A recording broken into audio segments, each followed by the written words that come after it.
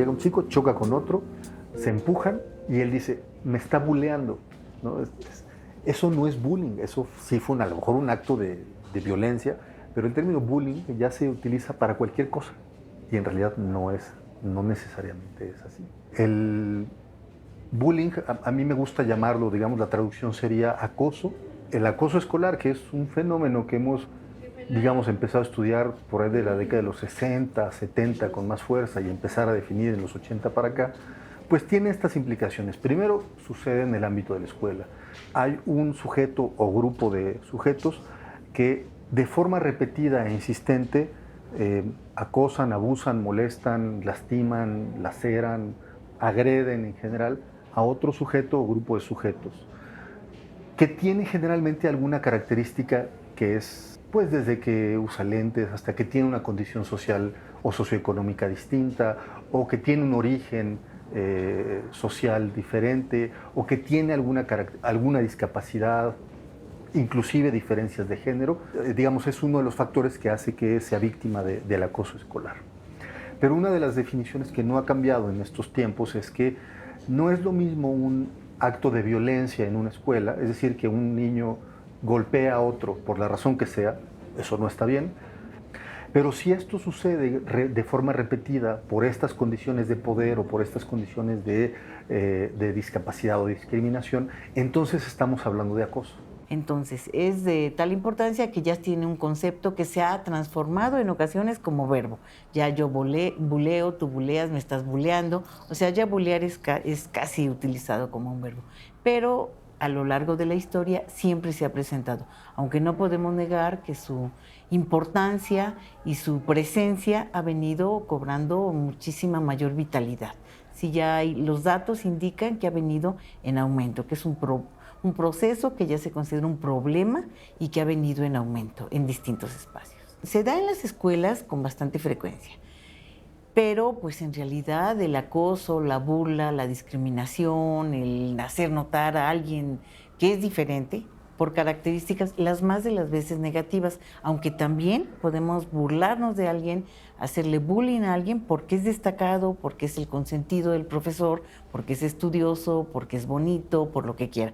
Pero las más de las veces atiende a problemas de discriminación, de rechazo, de negación, pues somos una sociedad altamente intolerante, altamente discriminativa, y entonces eso se presta para que varias personas ejerzan el bullying de unos contra otros. Al principio tratábamos de definir el término, o los estudios se dirigieron a qué tantos chicos en edad escolar estaban siendo víctimas o participando del acoso.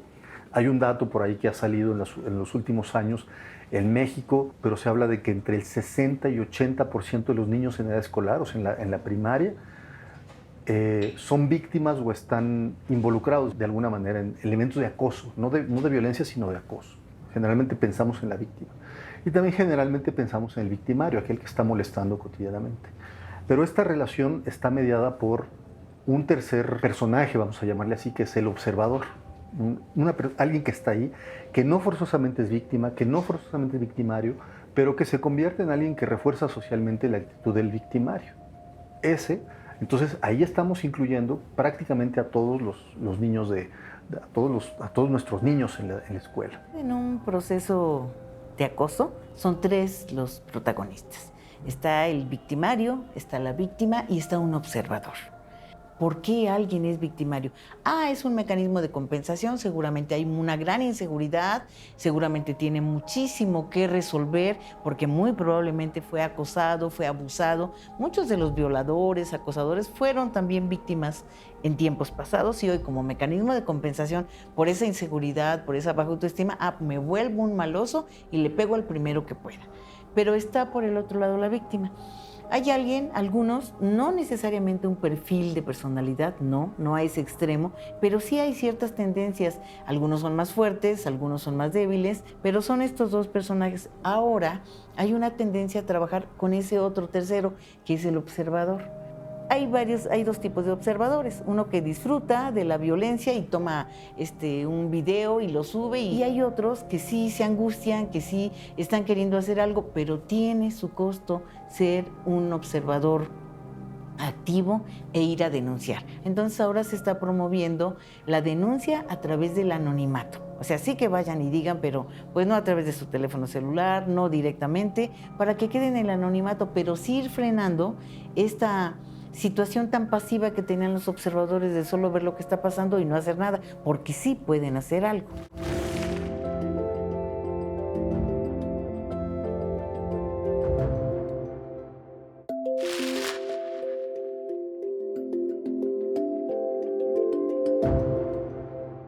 El tema del bullying o el acoso escolar es un tema que ha cobrado interés últimamente. O sea, ha existido desde siempre, definitivamente siempre ha habido a lo largo de la historia alguien al que toman como víctima en distintos espacios, y los espacios escolares y este acoso, burla o agresión entre menores iguales es muy frecuente en las escuelas. Siempre ha existido, repito.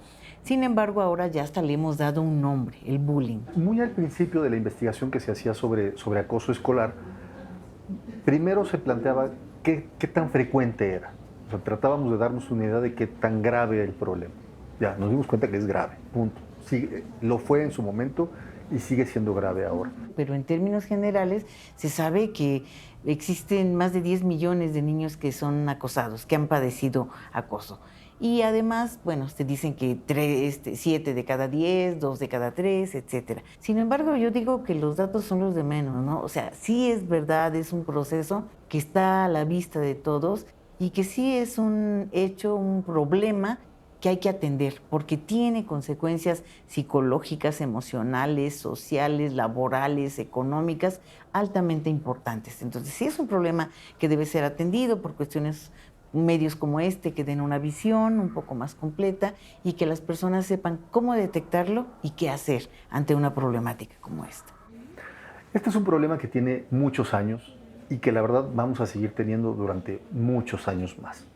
Sabemos bien poquito, o sea, cuando yo te hablo de los 60 para acá, pero en términos de soluciones no es tanto tiempo. Es decir, es un concepto que estamos conociendo cada vez más a fondo apenas.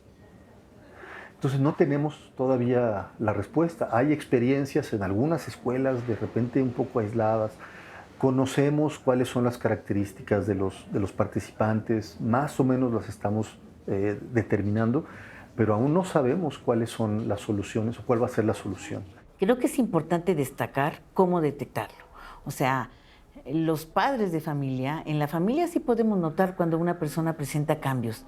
O sea, se vuelve aislado, antes interactuaba o veía jugaba con los videojuegos, ahora no los quiere ver, se alarma notablemente ante una llamada telefónica, ya no quiere salir con nadie, o duerme mucho o no duerme, o come mucho o no come, anda en un estado de ansiedad, ya no quiere salir, en la escuela ha bajado su rendimiento escolar, tiene problemas con los compañeros, con la maestra, en su trabajo pues también ha bajado su rendimiento laboral. En las personas adultas, porque pues no pueden concentrarse, no pueden tener el mismo rendimiento. Entonces, cuando empieza a haber efectos de ansiedad, depresión, problemas de sueño, de alimentación, las personas tenemos que estar atentas, los padres, los maestros y en general como amigos, los pares, decir, oye, pues algo le está pasando a menganito que ya ni quiere salir nunca con nosotros, cuando era antes la manzanilla que andaba por todos lados organizando a lo mejor las cosas. Esos son datos de alerta que hay que tomarlos porque hay que hacer algo, porque sabemos que si la persona no es atendida formal y profesionalmente, puede llegar a casos de violencia extrema o hasta de suicidio.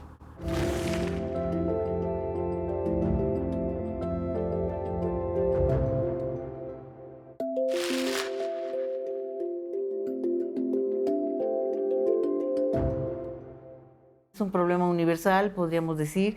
En realidad, ciertamente México tiene uno de los principales lugares en acoso. Algunos dicen que 3 de cada 10 niños han sufrido acoso, otros dicen 1 de cada 3. Lo que sí es cierto es que es un problema real, que es un problema que se da entre las interacciones intersubjetivas entre los sujetos.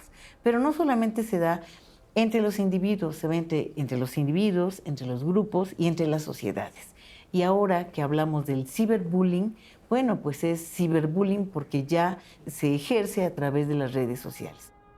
En esta definición de acoso escolar, con las nuevas tecnologías, lo primero que sucede es que trascienden los límites de la escuela. Es decir, un alumno que tiene un teléfono celular, una tablet o cualquier dispositivo, una computadora, cualquier dispositivo conectado a Internet, tiene la posibilidad de hacer estas actitudes o estas acciones de acoso más allá de los límites. Esa es la primera problemática a la que nos topamos.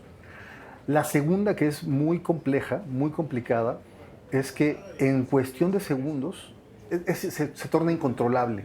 Es decir, si alguien, por ejemplo, sube una foto de un meme o cualquier circunstancia de otra persona, en segundos se multiplica y se multiplican las respuestas y la forma en que se agrede a la persona, de forma que se torna precisamente incontrolable. El auge de las redes sociales ha permitido que este espacio sea utilizado también para el acoso y para la burla. Pues porque vemos hoy los datos de hoy en día, 9 de cada 10 adolescentes están todos los días en acceso a Internet. Entonces no tienen por qué menospreciar este espacio, que además es un espacio privilegiado para acosar porque se presta para el anonimato. Yo puedo estar acosando a algún compañero o compañera sin que ella sepa exactamente que soy yo, porque yo, a través del anonimato, puedo crear una falsa identidad, puedo hacerme pasar por un otro, ¿sí? Si me estoy haciendo pasar por un otro, eso se presta para que yo ya no tenga estos espacios de recato, de moderación, porque tengo al otro que me está vigilando, porque me pueden acusar. Como es el anonimato, fortalece la posibilidad de que yo pueda acosar a quien pueda.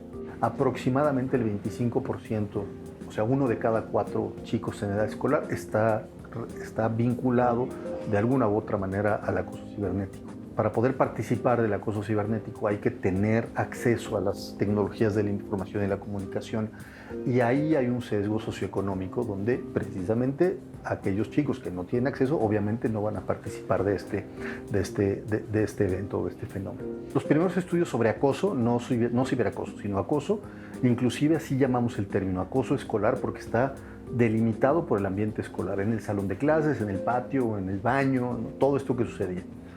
El acoso cibernético va más allá de la escuela y entonces se mueve a ambientes muy distintos, ambientes personales mucho más íntimos. Por ejemplo, es que por ahí del 80% de los mensajes de sexting, que el sexting no necesariamente es acoso, porque hay consentimiento mutuo. Entonces, este fenómeno del acoso cibernético se mueve, sale de la escuela y se sitúa en otros ambientes personales, mucho más personales. Ya no es privativo del ambiente de la educación básica, de la primaria, de la secundaria o de la preparatoria. Ya hay problemas serios, observables, de acoso escolar dentro, por ejemplo, de las universidades. Hay que estar atentos a los cambios comportamentales, que lo sepan los padres, porque no lo saben, que lo sepan los maestros, porque tampoco lo saben, que sepan a dónde pueden ir, porque tampoco lo saben. Entonces hay espacios como la policía cibernética, muchos espacios para atender ciberbullying. Aquí la propia Facultad de Psicología, la Facultad de Medicina en su espacio de atención psiquiátrica, a donde las personas puedan asistir.